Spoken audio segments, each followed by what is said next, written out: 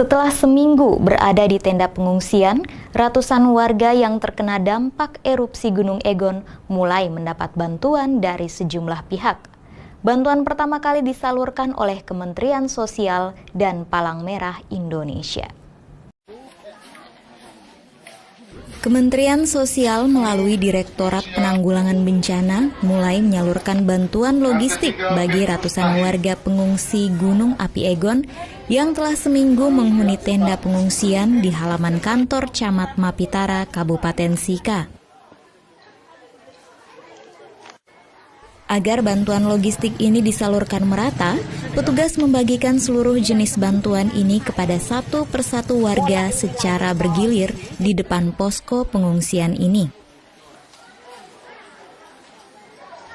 Bantuan logistik yang diberikan berupa beras, air mineral, mie instan, mie goreng, ikan kaleng, biskuit, serta makanan bayi. Pihak Direktorat Penanggulangan Bencana Kementerian Sosial mengakui bantuan logistik yang diberikan ini masih terbatas. Namun selanjutnya akan diberikan secara berkala hingga seluruh pengungsi dipulangkan ke rumah masing-masing.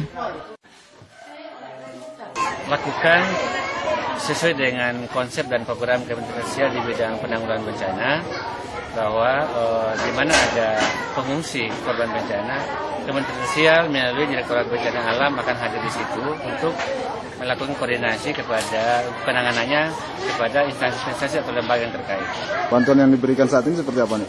Bantuan yang diberikan ini kami menilai itu memang masih kurang karena baru pertama ini kunjungan ke lokasi. Tapi segala kekurangan itu akan kami penuhi semua. Yang hari ini pertama kebutuhan logistik akan cukup untuk hari ini. Tapi nanti akan didorong lagi dari Dinas Sosial Kabupaten karena stok kami sangat banyak. Permakanan, namanya ada kitware, foodware, dan permakanan lain, serta perlengkapan untuk di dapur umum. Selain itu, bantuan juga disalurkan oleh Palang Merah Indonesia kepada lebih dari 700 pengungsi Gunung Api Egon. Bantuan yang diberikan berupa selimut, pakaian layak pakai untuk anak-anak dan wanita, serta gayung mandi.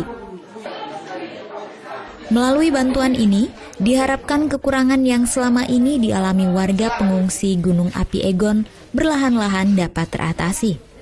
Hingga kini, Gunung Api Egon terus menyemburkan asap tipis berwarna kecoklatan disertai gas beracun. Pihak pos pemantau menetapkan Gunung Api Egon berada pada siaga level 3. Yohanes Rete, Kompas TV, Sika, Nusa Tenggara Timur. Kita beralih ke informasi lain. Saudara, intensitas hujan yang minim di musim penghujan saat ini membuat ratusan hektar tanaman jagung milik para petani di Kabupaten Sumba Timur terancam mati. Sementara itu, pihak BMKG memprediksikan curah hujan akan terus berangsur selesai dalam 1 bulan ke depan. Petani jagung di Kelurahan Kambaniru, Kecamatan Kambera, Kabupaten Sumba Timur, terus membersihkan kebun jagung mereka dari rerumputan, meski tanaman jagung ini terlihat mulai merana akibat minimnya pasokan air. Tanaman jagung berumur hampir 1 bulan ini ditanam para petani sejak akhir Desember lalu saat hujan lebat mengguyur Kabupaten Sumba Timur untuk kedua kalinya.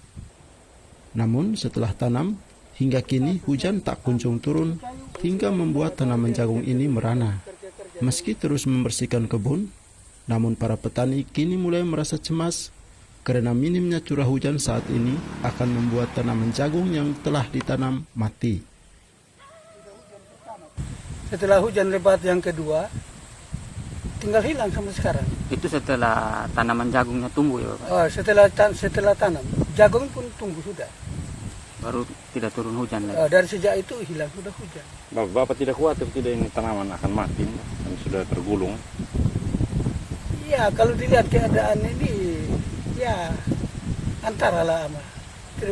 Kalau dilihat keadaannya sudah merana.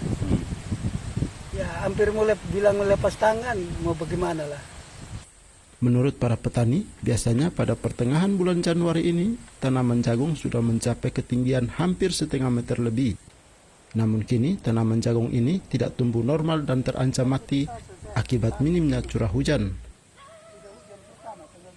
Sementara itu, BMKG Sumba Timur memprediksikan curah hujan di musim penghujan tahun ini berangsur-angsur akan selesai hingga 1 bulan ke depan akibat dampak dari El Nino. Mengakibatkan kita menjadi kering gini.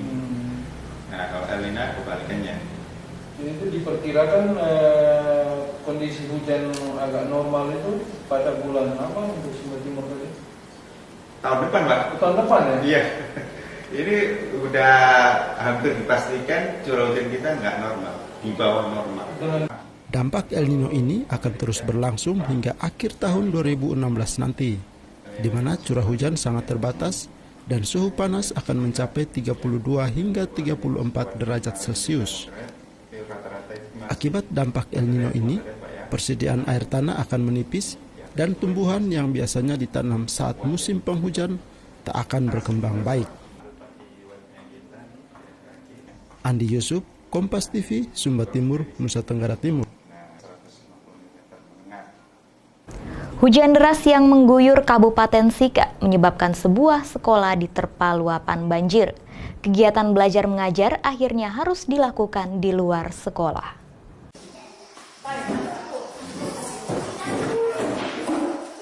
Sebagian siswa SD Negeri Wegok di Desa Kajowair, Kecamatan Hewo Kolang, Kabupaten Sika ini terpaksa harus membersihkan ruang kelas mereka dari sisa genangan air bercampur lumpur akibat luapan banjir yang menggenangi ruang kelas ini Kamis kemarin. Sekolah ini diterjang banjir menyusul terjadinya longsor di bagian belakang sekolah saat hujan deras hingga air meluap ke dalam kelas. Beruntung peristiwa ini saat jam sekolah telah usai. Akibat luapan banjir yang menggenangi ruang kelas, para siswa kelas 6 yang pada tahun ini akan mengikuti ujian nasional terpaksa harus mengikuti proses belajar mengajar di luar sekolah. Pihak sekolah memastikan proses kegiatan belajar mengajar baru akan normal pada Sabtu esok setelah seluruh ruang dibersihkan dan ditata ulang sesuai kondisi awal.